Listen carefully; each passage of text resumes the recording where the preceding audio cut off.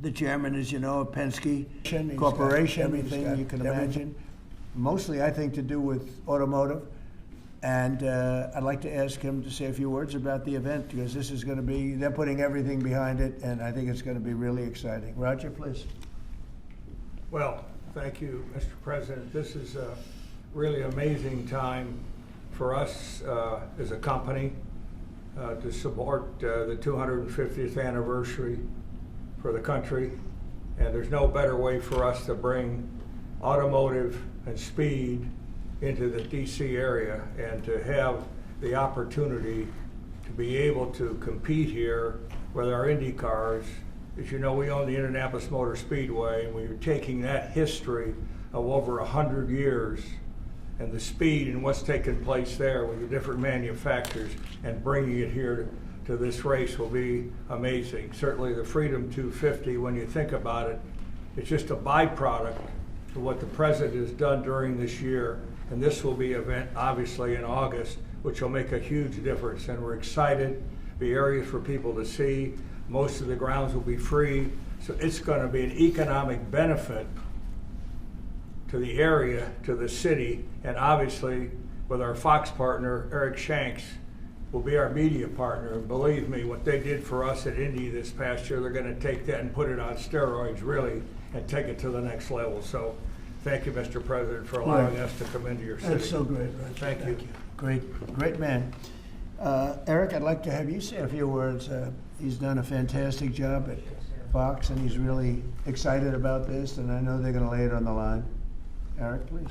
Sure. Well, thank you, Mr. President, for having us here today. Big shout out to Secretary Duffy. This project was kind of on life support until you stepped in recently and got us here today. Secretary Burgum, your team has been absolutely incredible. Explain how many times you came to Washington trying to do this. I think Bud came here 81 times. 81 meetings I had in Capitol Meeting Hill. with senators, meeting with people at the Capitol. And they all wanted it. Everybody wanted it, but they couldn't figure it out. It was crazy. 80 some odd times. That's pretty amazing. So go ahead, please. Right. Well, it's a real honor to be a partner with Roger and IndyCar. And at Fox Sports, we do the biggest events in sports. This year we have the FIFA World Cup that we'll be celebrating here as well. And then dovetailing right after that, to be able to celebrate America's birthday on Fox is an absolutely incredible honor. And everyone at Fox Sports can't wait to see exactly how this is going to unfold and bring it to life. So, Mr. President, thank you again for signing this today. And the big thing, it's August 21st through the 23rd, and I believe the race is on the 23rd, right? Yes. That's going to be incredible. They're going to have practice sessions. It's going to be just a very exciting period, I think, for Washington. If I could, I'd like to ask Sean Duffy, the Secretary of Transportation, who's terrific and doing a great job. Much more important than Sean is we have Rachel Campos Duffy here, and she's one of the greatest people I know and one of the greatest people on television, so most of you know her, but I don't think we'll have her speak about the race because she knows less about it than anybody up here. But she is fantastic. Sean, please. So the president gave us all a directive, which I'm grateful for. We're going to celebrate America's 250th birthday, and he asked all of us to think outside the box. How do we make this historic and cool, and let's all do this together? And he loves the country, he loves the birthday, and so we at DOT were working on this concept. We didn't know at the same time Penske was working on the same project too. And so we've come together, and Doug has been a wonderful partner. But to think 190 miles an hour down Pennsylvania Avenue, this is going to be wild. The last time we had a race in the capital city, Bud, was when? 1801, Thomas Jefferson with a horse race. A horse race in 1801, Mr. President. Now we're going to do a real race. That's so great. That's such a great. So listen, this doesn't happen. You know, we just don't come in and ask the president to sign. There's a lot of work that goes into this, as you can tell. Bud and my chief of staff Pete all had a lot of meetings on the Hill. We couldn't be more excited about this.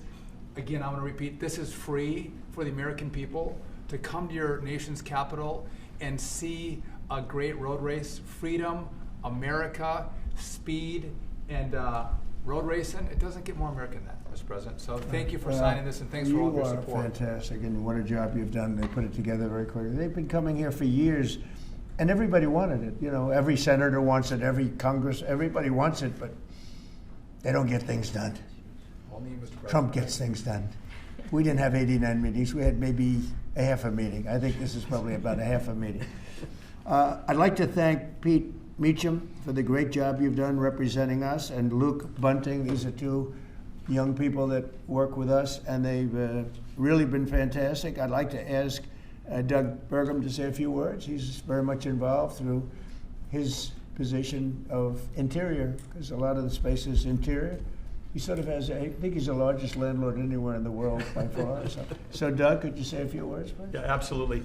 Thank you, Mr. President. This birthday that's coming up, the 250th anniversary of America, Freedom 250, is the most monumental birthday maybe of any country ever in the history of the world. And President Trump, with his directive to celebrate this thing, we've got what's more American than race car driving? What's more monumental than the Indy 500 as an icon of what's going on in our country? And so merging the history and the tradition of our capital, Washington, D.C., with the speed and the innovation that goes on in the IndyCar series is incredible. And it's a great metaphor, because the speeds we're talking about is the speed of President Trump.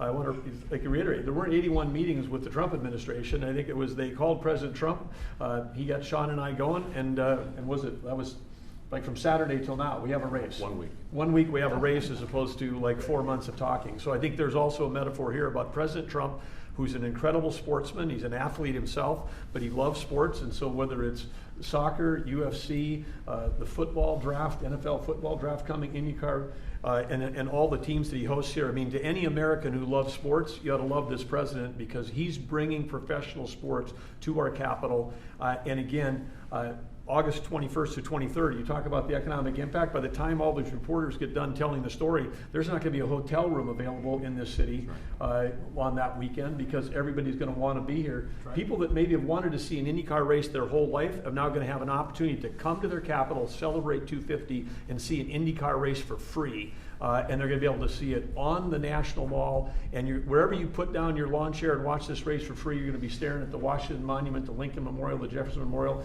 And I'm sure there's going to be fireworks this weekend too. I'm sure of that. And if you need a permit, you can get one from Interior. So anyway, it's absolutely incredible. And congratulations to Sean, the Penske organization, Fox Sports, everybody for putting together. This is going to be a great celebration for America. Thank you very much, and you're doing a fantastic job. Could I just ask Bud Danker, he's the president of Penske Corporation, to say a few words, please? Well, thank you, Mr. President. You know, Eric Shanks and I from Fox had this dream, and just last July, and could it ever be possible to bring a race to our nation's capital to celebrate our country's history? And everybody said there's no way. It's impossible. How do you put a race on at 190 miles an hour in a city like Washington, D.C.? I came here, I walked this area for a while, I found a racetrack on the Capitol grounds, up against a lot of meetings, and couldn't get the kind of support we need. So within a week, Secretary Duffy and we put this together with the president, didn't we? And now we have a race here on our city property, on the national properties, that is going to celebrate America. The word free shouldn't be overridden, because we are going to have a free event here. People come out and celebrate our country's history. I also want to thank Mayor Bowser. She has been a great partner in this process as well too. So I know, Mr. President, she's a great supporter of what you've done here in the city as well too, and we thank her for this. But we're going to have an amazing event. We're going to make everybody in this country proud. We want everybody to come out for free and enjoy this and celebrate our country the way it should be here in the nation's capital. Thank you, Mr. President. And I said, pick the best site. It's very important. Pick the best site. Don't go for second or third, because there's a lot of different routes. I said, pick, even if it's more difficult to get approved. Pick the absolute best site. And they were actually looking at another site, and when I said that, they said, well, the best site is this site, the site we're doing. I said, let's take a look at it, and we think it's the best site too.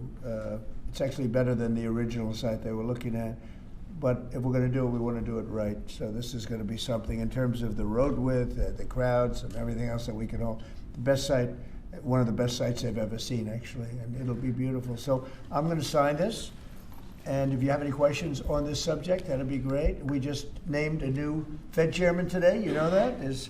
He's a Central Casting. He's like Roger Penske, Central Casting. You know him, Roger? Very good guy.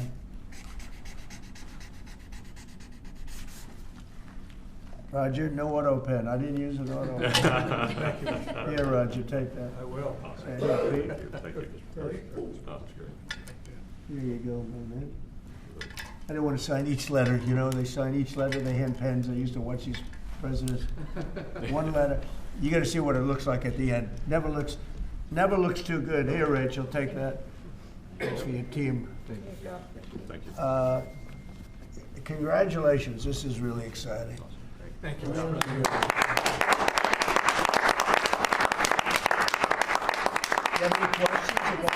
On your Fed Chair nominee, since you just brought it up, did Kevin Warsh commit to you that he will push to cut interest rates if he is confirmed? No, but we talk about it, and I've been following them, and I don't want to ask him that question. I think it's inappropriate, probably. It probably would be allowed, but I want to keep it nice and pure. But he certainly wants to cut rates. I've been watching him for a long time. Senator Mr. President, Tom Tillis. did you have any concerns about his hawkish history of pushing for rate hikes? He's going to want to do the same thing. I think that, yeah, I've had times when I think you've had to really have rate hikes too. But he's very smart, very good, strong, young, pretty young, and I think he's going to do a good. I mean, he was the central casting guy that people wanted. Kevin was great. I tell you what, I met numerous people. Every one of them were fantastic, really fantastic. I wanted to keep Kevin here, and I thought that I called Kevin 1, Kevin 2, and we have. I said it's going to be a Kevin, but you know, Kevin really has been fantastic at the White House. You all know him. You know him very well, and so we have Kevin W. Are you concerned, Mr. President, about the confirmation hearings? We've heard No. Senator Tillis. No. You think with the DOJ investigation? This is in the whole country. I would say that this was the, you know, perfect candidate. This was not a surprise or anything. This was the man that's most qualified. Top student, best schools, everything was like perfect. The youngest person ever to serve on the Fed. Got the whole package. Looks don't mean anything, but he's got the look, right? Roger, looks don't mean anything, but if they have the look, it's okay. But he's got the whole package, and I think he's going to do a great job, and he loves the country.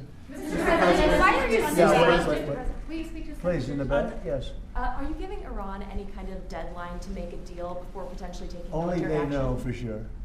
Have you communicated that to them Yeah, directly? I have. Mr. President, Do you have a doesn't make- timeline for when you're going to pull back potentially the federal presence there? No, we'll see how it all works out. You know, they have to float someplace. They might as well float near Iran, but it's a rough situation going on. So I stopped 837 people, as you know, last week from being hung. They were going to hang 830. It was all set, and I mean, I'm looking at the people behind me. They're saying, "What kind of racing's a lot nicer than that?" Right? They were going to hang 837 people, and I told them, if you do it, you're going to pay a price like nobody's ever paid before. And they pulled back. I appreciated that. But a lot of people are being killed, so we'll see what happens. I can say this: they do want to make a deal. Mr. President, about Virginia, actually. Virginia flipped the governors, and now they're looking at 50 proposals to increase taxes. What do you think about that? Well, I think it's terrible. I think a lot of people will leave Virginia. I saw that. Look, Glenn was a friend of mine, Glenn Youngkin, and worked so hard on cutting taxes. This woman came in one swoop, she raised everything up higher than it ever was. I don't understand it. I mean, people voted for Democrat, but she came in and she raised, and I'll work with her like I work with everyone else, but she came into Virginia, raised everything to a point like taxes that nobody ever even heard of before. And I don't understand. How do people get elected with this kind of philosophy? This is only in the very modern age. You know, I grew up and I've always heard politicians will cut taxes, everybody's screaming we're going to cut taxes. I cut taxes. I gave you the biggest tax cut in the history of our country, in the great big beautiful bill. No tax on tips, no tax on Social Security, no tax on overtime. Interest deductions, Roger, when somebody buys a car, they can deduct the interest if they borrow money. That's the biggest thing in terms of the car business, right? American-made ones. Correct. So we have, you know, I give tax cuts and they give tax increases. I don't know how they get elected. They get elected because they cheat. You want to know the truth? If they didn't cheat,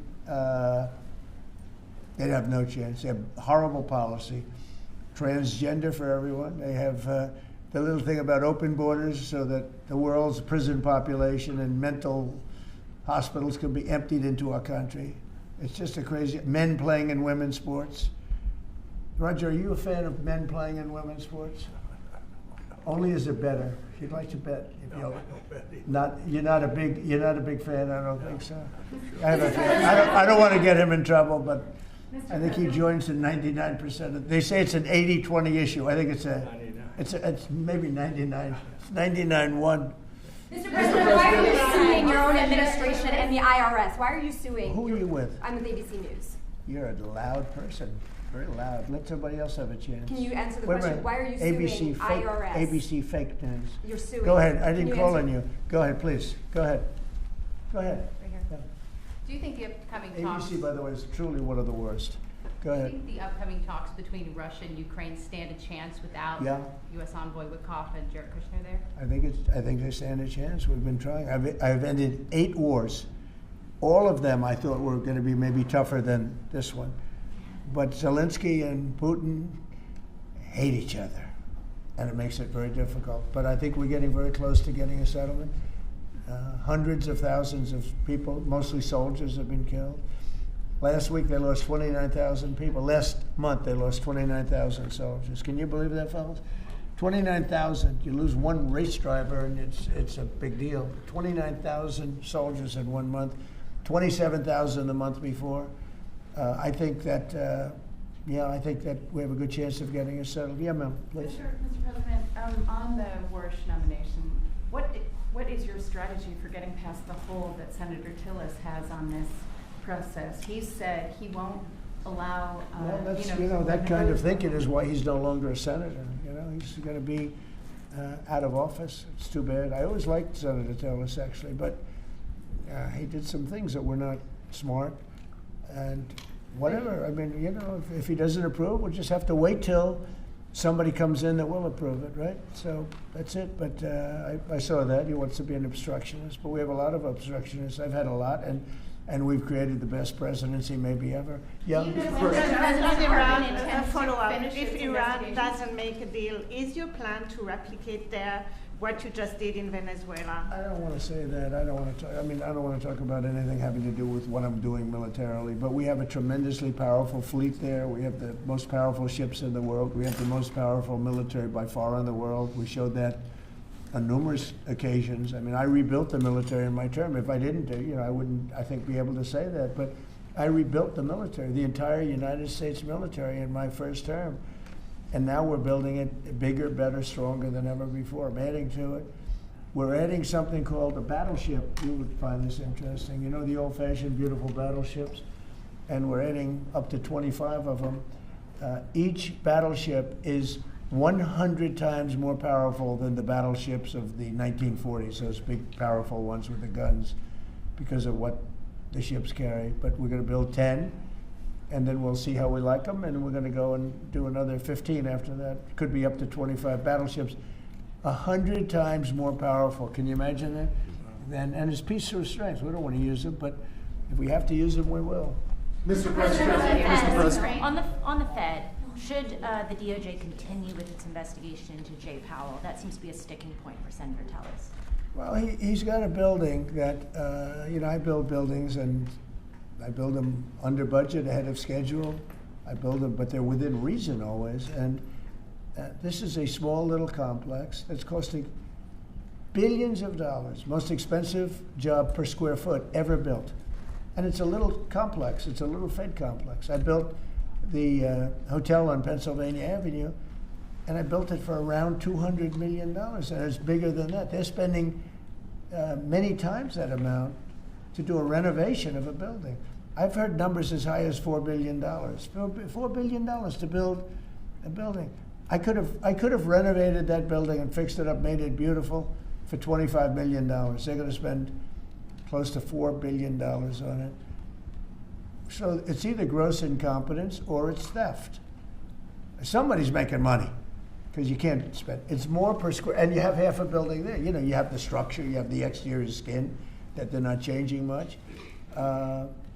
they're building a building and they're spending almost, I mean, I'm hearing numbers of between $3 and $4 billion.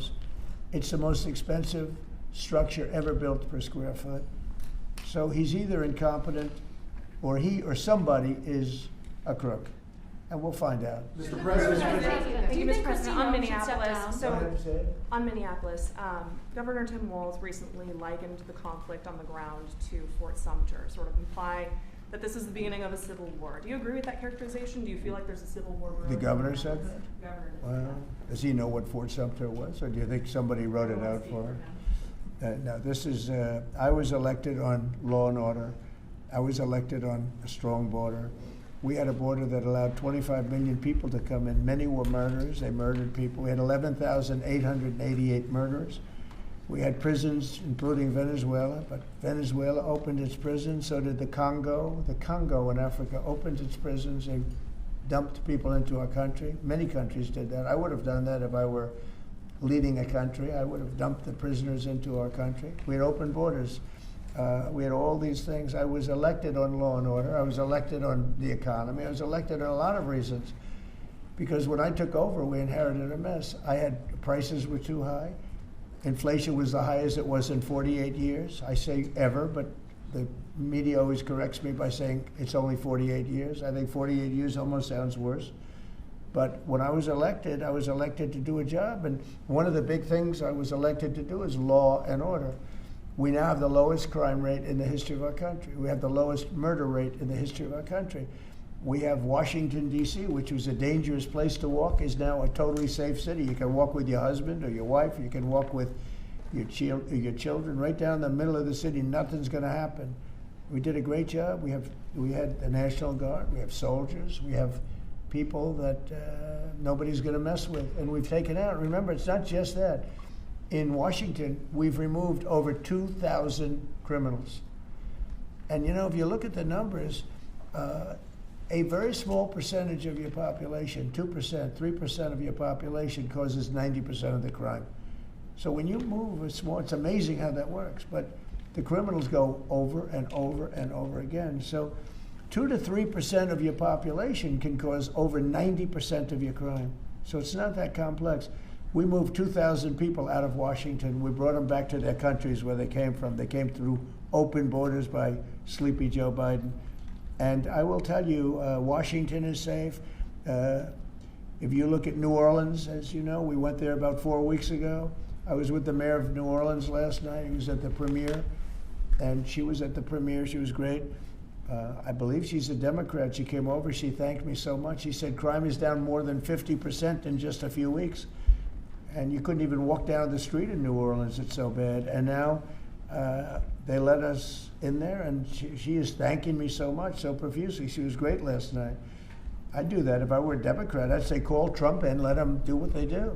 But we remove people, criminals, from the cities, and they become safe cities.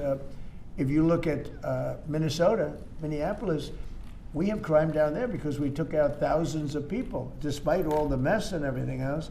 But do these people really want to have rapists? Do they really want to have drug dealers and people from prisons and murderers? Do they really want to have them in the community? It's really insurrectionists and agitators, and they're paid. And you can tell a lot of reasons. Number one, they're professionals, with their mouth. But they're also, you look at the signs. The signs are all professionally made.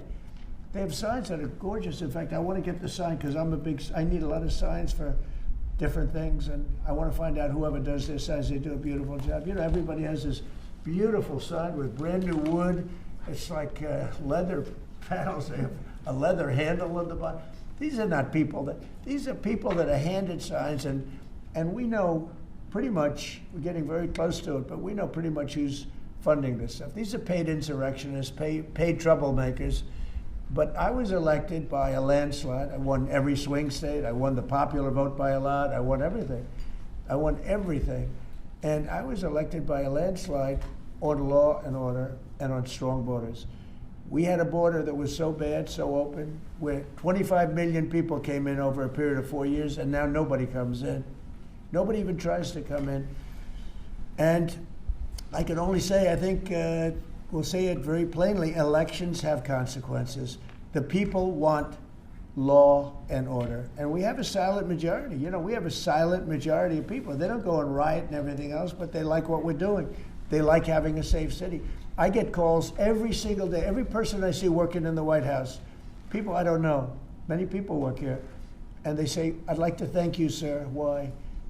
You've made Washington so great. We walk to work. They walk to work. You people know it very well. You walk to work now. You used to take an Uber or a taxi or something, and you even felt like in danger there. Every person in this building, I mean, virtually every time I see somebody, they thank me. Because a year and a half ago, they lived in hell, and now they can walk to work, and they're totally safe. Nothing's going to happen.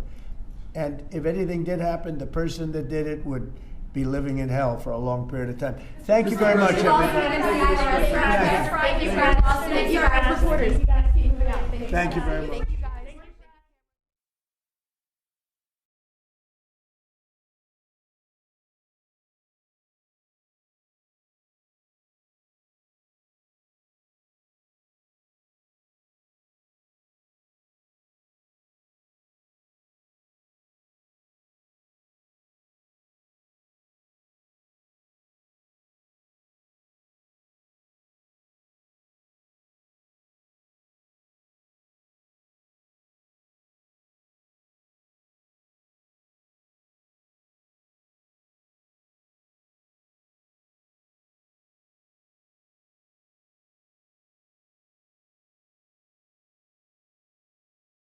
Hi, Mr. President. You came from a different way this time. Yeah, a little bit different. We have some good people. We have Senator Lindsey Graham. Hello, We everybody. have Howard Lutnick, Commerce. We have Steve Miller. We have a lot of people. We have Aaron. We have a lot of people. Go ahead. Hi, Mr. President. Have you spoken with any of the U.S. service members who were injured during that operation in Venezuela? Yes, we have calls into them. I want to speak. They're all in good shape. Can you detail what watching that was like when all of this played out in Venezuela and what Maduro was doing that moment? Well, I when knew the US possible forces- danger. I mean, it was a very dangerous operation. It was amazing that we had a few injured, but all are in good shape right now. But I knew there was great danger. You got off a helicopter. The helicopters were being shot at. They got on the ground. They were amazing talent and tremendous patriotism, bravery. The bravery was incredible. Lindsay, they got off the helicopter and the bullets were flying all over the place. As you know, one of the helicopters got hit pretty badly, but we got everything back. Got everything back and nobody killed. The next question is who's in charge of Venezuela right now? Have you spoken to the newly sworn in president there, Rodriguez? And what are your thoughts on the entire situation when you said the U.S. would run Venezuela? We're dealing with the people. We're dealing with the people that just got sworn in. And don't ask me who's in charge because I'll give you an answer and it'll be very controversial. What does that mean? It means we're in charge. Have you spoken with her? We're in charge. Have you spoken with her? No, I haven't, but other people Do you want to? Yeah, at the right time I will. Did the U.S. give Delcy Rodriguez any guarantees in exchange for cooperating No, with your no, administration? but she's cooperating. Are you going to demand free and fair elections in the short term in Venezuela? Well, it depends. You know, what you're talking. We have to do one thing in Venezuela, bring it back. It's a dead country right now. It's a country that, frankly, we would have been, if I had lost the election, we would have been a dead country. We would have been Venezuela on steroids. Venezuela right now is a dead country. We have to bring it back, and we're going to have big investments by the oil companies to bring back the infrastructure. And the oil companies are ready to go. They're going to go in, they're going to rebuild the infrastructure. You know, we built it to start off with many years ago. They took it away. You can't do that. And you can't do that with me. They did it with other presidents. How soon do you think an election can take place in Venezuela? How soon can an election take place? Well, I think we're looking more at getting it fixed, getting it ready first, because it's a mess. The country is a mess. It's been horribly run. The oil is just flowing at a very low level. Much lower than, even if it was badly run, it should have more income, more oil than what they're doing. So we're going to have the big oil companies go in, and they're going to fix the infrastructure, they're going to invest money. We're not going to invest anything. We're going to just take care of the country. We're going to cherish the country. We're going to take care, more importantly, of the people, including Venezuelans that are living in our country that were forced to leave their country. And they're going to be taken very, good care of. Yes, Have ma'am. you spoken with the oil companies about Yes. going into Venezuela? I have. Which ones? Have you received any commitments? All of them, basically. Any commitments from the oil companies? They want to go in so badly. Did you speak with them before the operation took place? Yes. Did you maybe tick them off about what was Before and after. And they want to go in, and they're going to do a great job for the people of Venezuela. And they're going to represent us well. What happens But to you know, this? the infrastructure is rusty, rotten, most of it unusable. It's old, it's broken. You see pipes laying all over the ground. Nothing's been invested for years. Chevron's in, as you know, they've done a good job, but even they haven't been in a position to invest money because they're at a month-to-month basis. What happens to this? They're only there because I wanted them to be there. Are there any contingencies in case the military in Venezuela is unhappy with the U.S. and the way it's running Venezuela? Do you guys have plans for anything? So Venezuela thus far has been very nice, but it helps to have a force like we have. You know, we were ready for a second wave. We were all set to go, but we don't think we're going to need it. There's about 17 billion worth of oil reserves in Venezuela. More. Is that going to be? You mean trillion? And is that going to be Did you something? say billion or trillion? I said billion. You said 17 billion?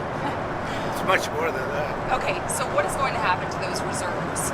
Well, we're going to run everything. We're going to run it, fix it. We'll have elections at the right time. The main thing you have to fix, it's a broken country. There's no money.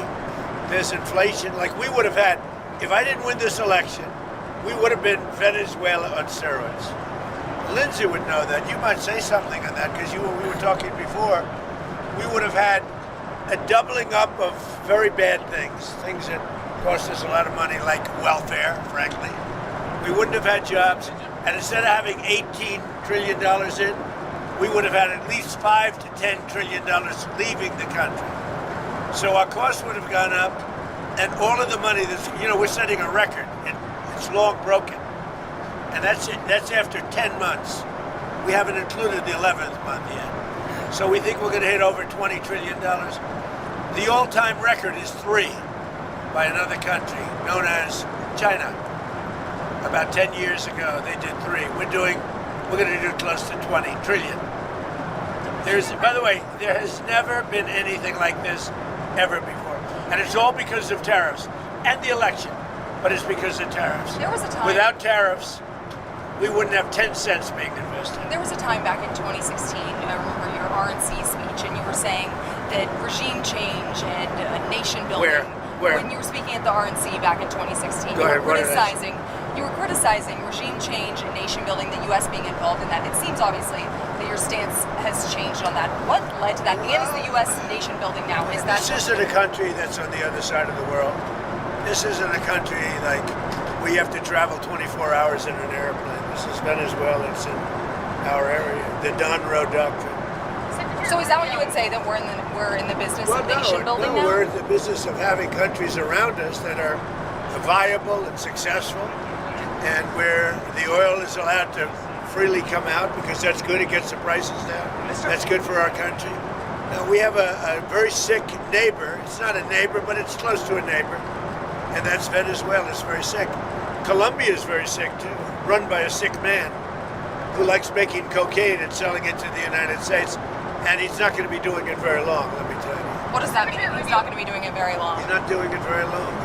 He has cocaine mills and cocaine factories. He's not going to be doing it very long. So there will be an operation by the U.S. and it sounds good to me. Secretary Rubio mentioned. You know why? Because they kill a lot of people. Yeah. Secretary Rubio mentioned Cuba yesterday in his remarks. Does the U.S. have a plan to do something? Well, Cuba always survived because of Venezuela. Now they won't have that money coming in. They won't have the income coming in. You know, a lot of Cubans were killed yesterday. You know that. A lot of Cubans were killed. Do you know how many? The bodyguards. No, they're looking, but there was a lot of death on the other side. No death on our side, but there was a lot of death on the other side, unfortunately. But a lot of Cubans were killed yesterday, trying to protect him. There's been protesters killed in Iran. You said we were locked and loaded, ready to go. What is the line there for when the U.S. is going to get involved in those protests? We'll take a look. We're watching it very closely. If they start killing people like they have in the past, I think they're going to get hit very hard by the United States. Can I just add something? So when he first got elected in January, we met, biggest comeback ever. We talked about You think so, really? I didn't feel it was a comeback, actually. So, because the first one was. The bottom line is, we talked about a drug caliphate in our backyard. We had Venezuela, we have Cuba, we have Colombia in our backyard. And these three countries have been condemned ever since I've been in politics. Joe Biden put a $25 billion bounty on Maduro's head. Chris Smith, today he got inaugurated, said, I hope Trump will hold Maduro's feet to the fire. You did. So what has he done? He's going to clear our backyard of a drug caliphate, countries run by narco-terrorist dictators who murder, rape, send drugs into our country to kill thousands of our citizens. To my Democratic friends, you should be celebrating this. When bin Laden went down, I was the first to applaud President Obama. This was one of the most sophisticated military operations in the history of the country. What they were able to do was amazing. They knew we were coming. We had a good part of the Navy, and they were able to capture this man alive. No military in the world could have done it. And as to this commander-in-chief, he did something people talked about doing. You just wait for Cuba. Cuba is a communist dictatorship that's killed priests and nuns. They've preyed on their own people. Their days are numbered. We're going to wake up one day, I hope in 26, in our backyard, we're going to have allies in these countries doing business with America, not narco-terrorist dictators killing Americans. This is a big frigging day. And everybody in the world is thinking differently than they were just a few days ago because of what you did. By the way, you mentioned something that's interesting. Lindsay mentioned bin Laden. I wrote about bin Laden 1 year before the attack at the World Trade Center. And I said, you got to go after bin Laden. It was in my book. And very few people want to say that, but it was in my book. You know that, I think. You've actually talked about it. But if they would have listened to me, they would have taken out bin Laden, then you wouldn't have had the World Trade Center tragedy. Yeah, this is certainly going. Did you know that? I predicted bin Laden. I learned something every day. No, but did you hear that? Well, I didn't now. I just heard it right now. No, I wrote a book. It was 1 year before the attack that the book came out, and it talked about, there's a whole page, a whole section dedicated to a guy named bin Laden who's a bad guy who you have to take out. So, I'll get the book. But right after the election, he told me, I'm going to clean up our backyard. Now, this was before he took office. This is one of the president's priorities, is to make sure that people in our backyard, narco-terrorist states, will not continue to kill Americans without the number of people that will be alive today because Venezuela will be in different hands is going to be tens of thousands. This is something to be celebrated, whether you like him or not. Not just Venezuela. It's what's coming out of Venezuela in the form of ocean-going and Gulf-going and sea-going boats. Every time we knock out a boat, and we've done a lot of them, we did 3 over the last few days. They're very rare now. You don't see too many of them. Hard to recruit. But drugs by sea are down 97%. Think of that. And now we're going to stop them by land too. The land is easy. We had to do the sea before we did the land because it just works out. Yeah, you were just talking about the land, but it sounded like And by the way, you have to do something with Mexico. Mexico has to get their act together because they're pouring through Mexico, and we're going to have to do something. We'd love Mexico to do it. They're capable of doing it. But unfortunately, the cartels are very strong in Mexico. I remember one time you actually, speaking of Mexico, I asked you about Claudia Sheinbaum, and you told me at one point you had offered to send U.S. troops into Mexico to combat drug trafficking there. Is that something you have spoken to her about? I think she's a terrific person. I would say every single time I talk to her, I offered to send troops. And she's just not willing? She's concerned. She's a little afraid. The cartels are running Mexico. Whether you like it or not, it's not nice to say, but the cartels are running Mexico. Yeah, speaking of those U.S. troops, I mean, one thing that Americans and a lot of people are wondering You just sounded like you weighed out another strike, another land strike at least in Venezuela. You sound like you weighed that out. But Well, we didn't need it. but- we were prepared to do a second strike if we needed. We're totally prepared. But that's And off we're the still table. prepared. That's off the table now. No, it's not. If they don't behave, we will do a second strike. Will you demand The that question is Venezuela- the American troops, are they going to be on the ground? They're doing any kind of peacekeeping? I think Americans are very... Depends. It depends on what happens. It depends a little bit on the new administration, if you want to call it. So if you see that pushback from Rodriguez and ultimately... Well, I don't think there was pushback. I think that She called frankly, it... well, you know, you hear a different person than I hear. Really? So you have spoken with them? We talked to them, yeah. Oh, you did speak with them? They've been very good. Because she called it kidnapping of Maduro. It's all right. It's not a bad term. Go ahead. Now, are you going to demand that Delcy Rodriguez let opposition figures return or free any political prisoners?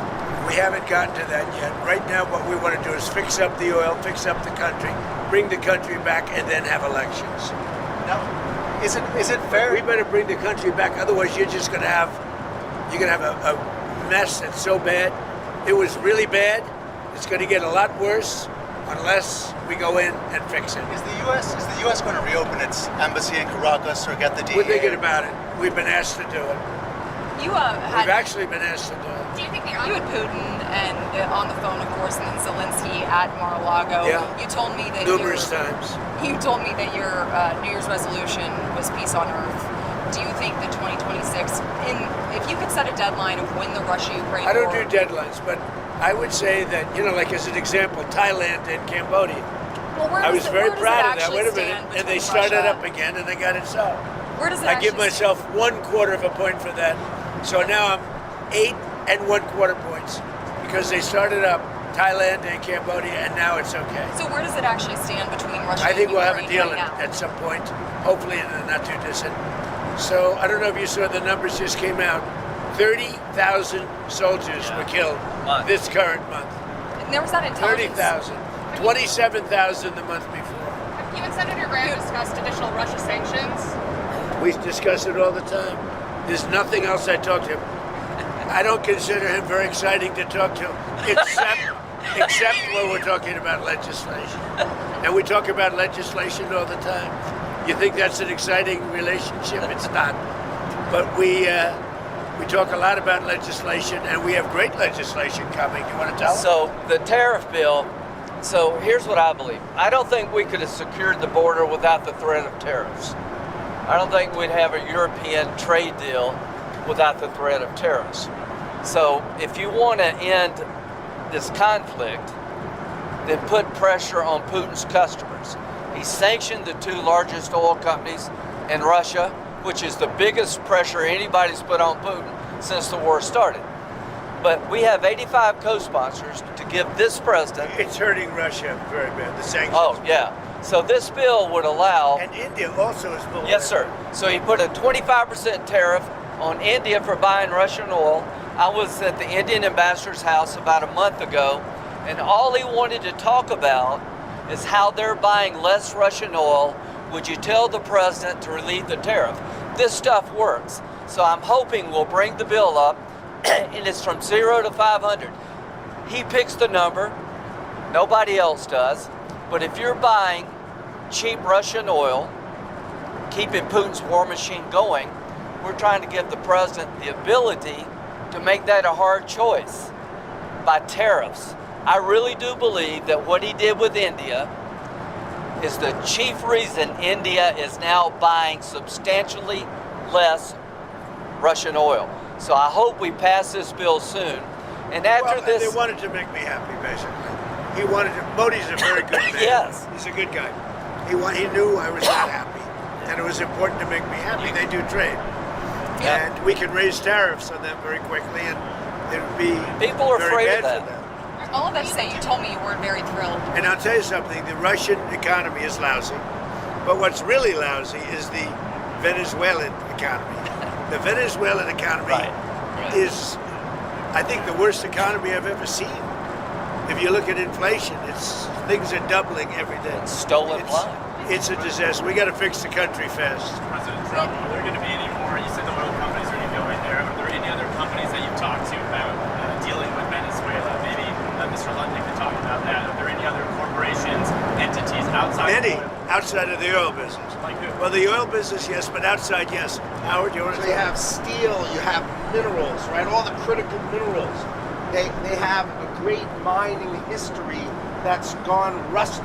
So steel, aluminum, minerals, I mean, this is all, it's a rich, it was once upon a time one of the great economies and cultures of the world, and it was destroyed, and now President Trump is going to fix it and bring it back It's got for the potential, Venezuela. but it's not easy. Oh, It's no. really gone bad. Any rare earth? But it's got potential. What? Maybe any rare earth minerals? They have rare earth, but everybody has rare earth. What's Rare earth is not rare. What's rare is the processing. We got We're almost doing all of it. processing plants all over. That's right. There's no such thing as rare earth. The rare earth is everywhere. What isn't everywhere is the processing of rare earth, and we have a lot of places going up right now. One thing we haven't heard you specifically react to is the Minnesota fraud that we've seen play out. Well, it just doesn't get worse. I've reacted. It's almost not even believable.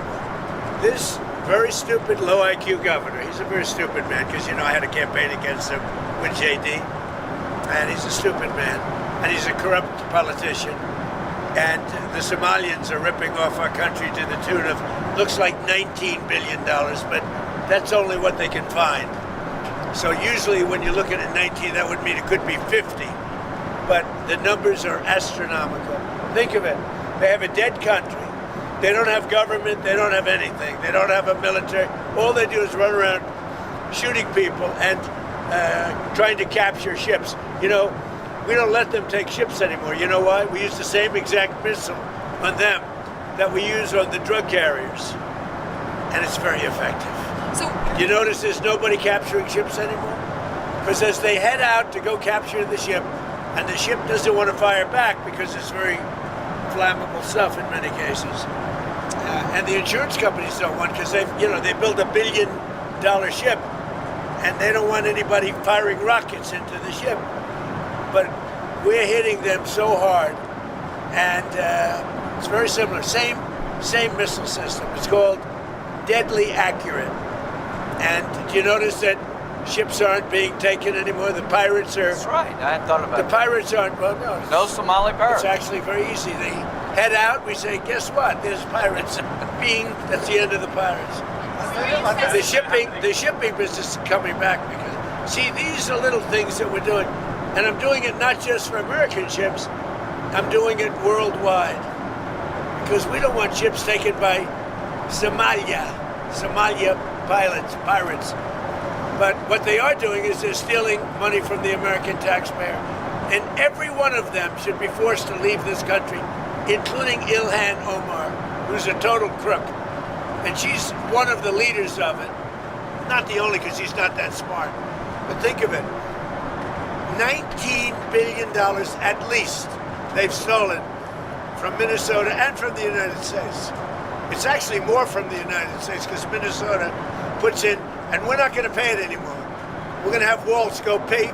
We're not going to pay them, and we're not going to pay California, and we're not going to pay Illinois with that big slob of a governor that they have that doesn't want. We brought down crime by 25%. He didn't do anything. He's not doing anything. But they want us to leave. He had a day where they had 17 murders, not too long ago. 17 murders and 77 people shot, but 17 died. And then he talks about, we can handle it. He can't handle it. But we pull back, and we'll go in at the appropriate time. But we're the ones that brought the crime down. We brought it down 20%. They didn't bring it down. Pritzker didn't bring it down. Same thing with Gavin Newsom. If we didn't go in to Los Angeles 7 months ago when they had the riots, even the police commission, the head of police, said if we didn't have the federal government go in, we would have lost total control of the city of Los Angeles, and they would have had to cancel the Olympics. Think of that. Speaking of Los Angeles, the National Guard, you pulled out the National Guard out of Portland. We did. In Los Angeles. And you know what? Do you know that Portland, we got it down to almost no crime? Do you know that? But we pulled it out. We had a Supreme Court decision. We can go back. We're allowed to go back in. But we'll go back in when the crime starts. Look, the crime will soon start because they now know that we're out. And at the appropriate time, we'll go back in, and we may, if we're allowed to, most powerful thing we have. We haven't used the Insurrection Act. You're considering using the insurrection? I've always Where? considered it, but we haven't needed it anywhere. 48% of the presidents of this country have used it. Bush used it, I think, 22 times or something. You know that, right? I mean, Bush the elder. Now, what are your short-term next 2 weeks? What do you need from Delcy Rodriguez? You threatened Just total access. We need total access. We need access to the oil and to other things in their country that allow us to rebuild their country. What other things? A lot of things. Roads that aren't built, bridges that are falling down. Yeah, bridges that are falling down, nobody can go anywhere. And on Greenland, On Greenland now? Yeah, on Greenland. How did we come up to Greenland? So, do you expect to take an action against Greenland? Well, I don't want to talk about Greenland. Let's talk about Venezuela, Russia, Ukraine. We'll worry about Greenland in about 2 months. Let's talk about Greenland in 20 days. On Venezuela, we talked so much about energy. By the way, I will say this about Greenland. We need Greenland from a national security situation. It's so strategic. Right now, Greenland is covered with Russian and Chinese ships all over the place. We need Greenland from the standpoint of national security. And Denmark is not going to be able to do it, I can tell you. You know what Denmark did recently to boost up security in Greenland? They added one more dog sled. It's true. They thought that was a great move. What would the justification be for a claim to Greenland? What would the justification? Oh, I don't want to talk about Greenland now. I just say this. We need Greenland from the standpoint of national security. And the European Union needs us to have it, and they know that. I think there's some confusion that the operation in Venezuela will affect your relationship with Xi Jinping in China. No, I don't think so. I have a very good relationship. We have the power of tariffs, and he has other powers on us. Are you still planning to travel to see him in April? Yeah, I'll be going in April. I think there's some confusion from Americans and maybe the community in the world when it comes to what you said about Rodriguez earlier today in a phone interview. You said that she would face the same fate, if not worse, than Maduro. But it sounds like you're talking to her on the phone and wanting to work with her. Not me, my people are just the same thing. Are considering her in power. Can you just clarify where you stand on Delcy Rodriguez right now being in I don't have to tell you.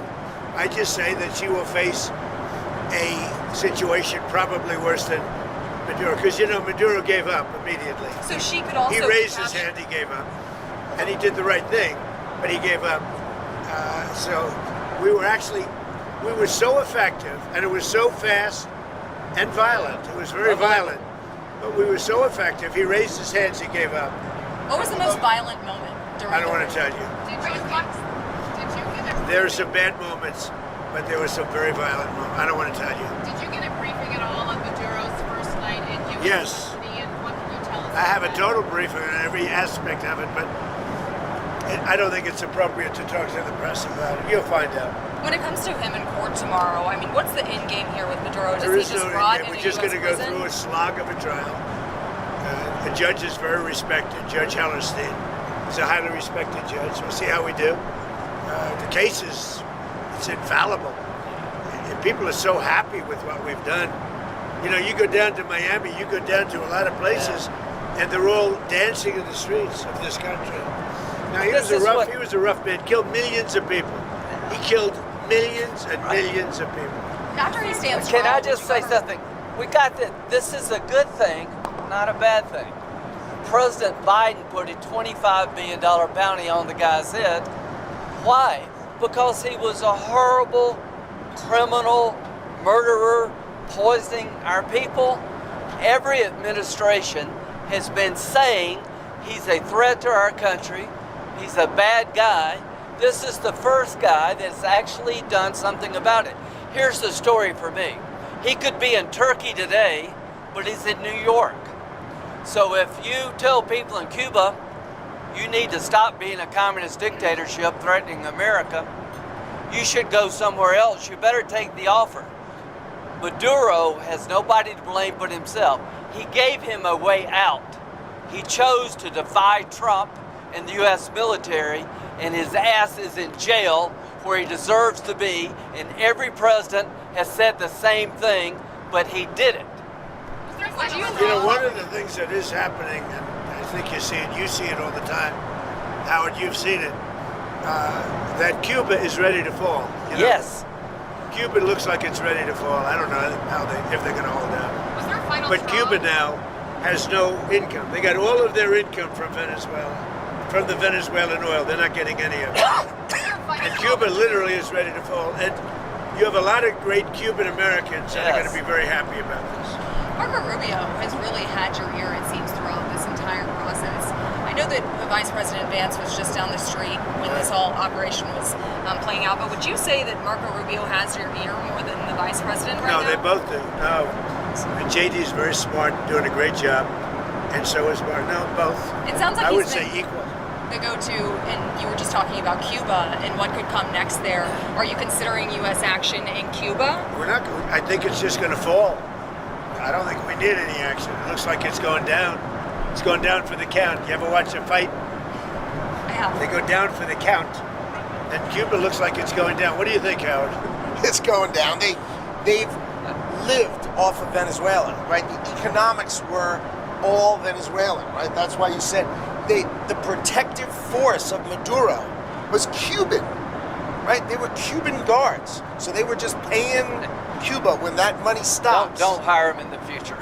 Yeah, they weren't very good. People from our country who were forced to come over, they really didn't want, they were from Cuba. People from different countries like to stay in those countries, whatever, whether it's good, bad, or indifferent. And people want to go back to Cuba, and they want to work in Cuba, but Cuba's going down for the count. Thank you very much, everybody. Mr. President, is Elon Musk back in the fold? You had dinner with him last night at Mar-a-Lago. Elon's great. I say about Elon, he's 80% super genius and 20% he makes mistakes. But he's a good guy. He's a well-meaning person. Can I ask you about one more thing that I've been wanting to ask you the last couple of days? You said that you were very He's got a lot of questions. I do have a lot of questions. Tell him who you're with. Go ahead. I'm with News Nation. My name's Libby D. Excellent. So you said that you were really very angry with the Ukrainian President Zelensky if he was the one who conducted that strike on Putin's residence. I don't believe that strike happened. Right. So Putin had said in that phone call to you that strike happened. You came out and said that, and you believed Putin. There was some criticism. There is something that happened fairly nearby, but had nothing to do with this. Why did you believe Putin in that moment and then go say that about Ukraine? Because nobody knew at that moment. I mean, that was the first I heard about it. So why not? He said that his house was attacked. We don't believe that happened, now that we've been able to check. Yeah. But that was the first we ever heard about it. We just hope that Russia and Ukraine get it settled. Amen. It's costing us nothing. In fact, we make money because unlike Biden gave $350 billion, gave it away. Now, I got a lot of it back because we did a rare earth deal, going into rare earth. And we're going to get a lot of that money back, maybe all of the money, maybe more than all of the money. But we get paid now whenever we send anything, they pay. So this isn't an economic thing for us. This is a soul. This is a situation where on average 25,000 souls, 25,000 soldiers mostly, and some people from Kiev and different cities, but a very small number by comparison. But 25,000 to 30,000 soldiers are being killed every single month. And they're not from America, they're from Russia, and they're from Ukraine. And if I can get it stopped, I'd like to get it stopped. And I think we will. Thank you very much, everybody. You've talked about returning some control to American companies. Did that play at all into your decision to capture Maduro? No. What really played is the fact that he sent millions of people into our country from prisons and from mental institutions and drug dealers and every drug addict in that country, in his country, was sent into our country. Think of that. Every single drug addict from Maduro's country, which isn't really his country, and it's certainly not his country anymore. Every drug addict and every drug dealer has been sent into our country. Now we're getting them back, but it's a very laborious job to get them back. Very hard job to get. And of course, we're not getting a lot of good backup from certain judges, from certain radical left.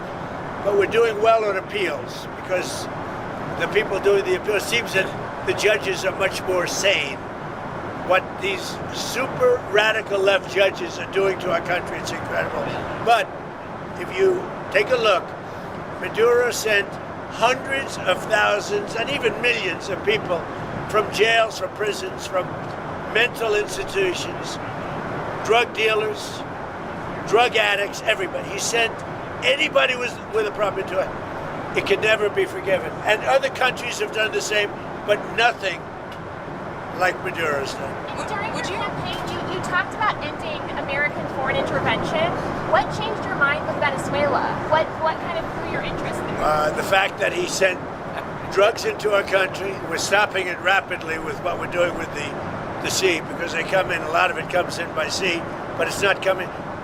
The drugs coming in, as I said before, by sea are down 97%. You should be saying, thank you very much, President Trump, great job. Now they can't get anybody to pilot those boats. You know, it's 97%. I'm trying to figure out who are the other 3%. Would you say that Operation Resolve? What's your response to supporters who voted for you, who may be glad and relieved to see Maduro in custody? The voters that voted for me, yeah. Let me just tell you, the voters that voted for me are thrilled. They said, this is what we voted for. So let's just think about it. What is the right response when a country sends in tens of thousands of people to overwhelm your system? When a country is a narco-terrorist state that floods your country with cocaine, that's aligned with Hezbollah, what's the right response? You blow up the boat before they get here. You take down the source of the problem. President Trump didn't wake up one day and say, hey, let's take Venezuela. He did what other people talked about, but didn't have the balls or the guts to do it. This is a good thing. This is not interventionism. This is making America safer. We're going to be more prosperous because of the business deals. And there are going to be Americans alive today because he shut down a narco-terrorist state called Venezuela. This is a good thing, not a bad thing. And the oil companies are going to go in and rebuild their system. They're going to spend billions of dollars, and they're going to take the oil out of the ground, and we're taking back what they stole. Remember, they stole our property. It was the greatest theft in the history of America. Nobody has ever stolen our property like they have. They took our oil away from us. They took the infrastructure away. And all that infrastructure is rotted and decayed. And the oil companies are going to go in and rebuild it. We're not going to spend very much money at all, if anything. But the oil companies are going to go, we're going to take our oil back. But we're going to also do things that, when you look at what he did, the drugs are terrible. But also terrible, he sent hundreds of thousands of people into our country that should not be here. And that means from prisons, that means Tren de Aragua, the gang, Tren de Aragua, that comes out of Maduro's country. He was very friendly with that gang.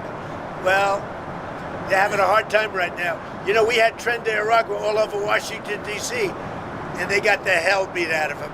Washington, D.C. is the safest city right now in the United States. Thank you very much, Mr. President, everybody. if you had to sum up Operation Absolute Resolve, would you say that it was about oil or it was about regime change? It's about peace on earth. How is it peace on earth? Peace on earth. We got to have peace. It's our hemisphere. The Monroe Doctrine was very important when it was done, and other presidents, a lot of them, they lost sight of it. I didn't. I didn't lose sight. But it really is, it's peace on earth. Thank you very much. Thank you, Mr. President.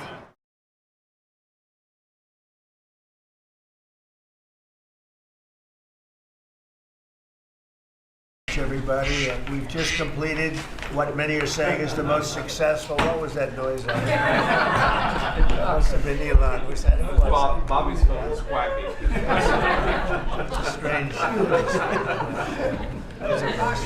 That's all right. We've just completed what many consider to be the most successful first 100 days of any administration in the history of our country, and we're just getting started. Things are happening that are amazing, and I would not say it if it weren't fact.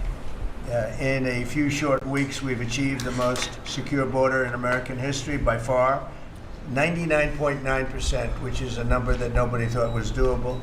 Biden thought you had to go back to the legislature to get legislation passed in order to create a secure border. You didn't. You just had to have the right president and the right people working it. Congratulations, by the way, and to Tom. For 2 months in a row, we have set the all-time records for the lowest number of illegal border crossings ever recorded. The number of illegal border crossers released into the United States is down 99.999%. That is usually 100%. So I think it's an amazing tribute, and Christy, congratulations, and Tom and everybody else. It's an amazing job, actually, and it was done very quickly. We officially designated Tren de Aragua, MS-13, and the Mexican drug cartels as foreign terrorist organizations, and we're expelling these monsters from our country rapidly and working with the Department of Justice. Pam, you're doing fantastic. Your people are amazing. We're having some judge problems. Everybody's reading. We're having some judges that don't like, killers, murderers being thrown out of the country. So I don't know what their problem is, but we have little difficulty. We won on the basis of a great border and of getting criminals out of our country. That was why we won every swing state. We won by millions of votes. We won everything, every metric. We won by a lot. It was a massive victory, and we won, I think, largely because of this issue. I put this issue as #1 issue, and they don't want us to do what we're supposed to do, and I don't think that can be. And I hope the Supreme Court is going to fully understand what's going on. We have to get the criminals out of our country, and that's the basis under which we won the election. Core GDP, and this is, you probably saw some numbers today, and I have to start off by saying that's Biden. That's not Trump, because we came in on January, this is the quarterly numbers, and we came in and I was very against everything that Biden was doing in terms of the economy, destroying our country in so many ways. Not only at the border was more obvious, but we took over his mess in so many different ways. Core GDP, removing distortions from imports, inventories, and government spending, was up plus 3% when you add it. We had numbers that, despite what we were handed, we turned them around, and we were getting them really turned around. Gross domestic